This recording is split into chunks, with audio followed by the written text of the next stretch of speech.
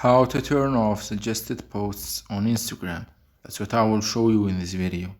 But before we begin, make sure to subscribe to the channel and ring the bell to get notified whenever a new video is uploaded. With that said, let's get started. So if you've been getting a lot of suggested posts on Instagram, you have two options.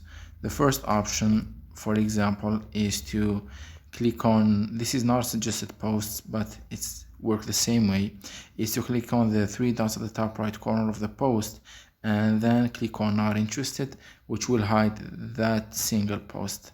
However, if you want to remove all of the suggested posts from your home feed, you need to click on the Instagram icon that has drop down at the top left corner of your screen, and then click on followings only or favorites only, which will show you posts from your followings or your favorites only.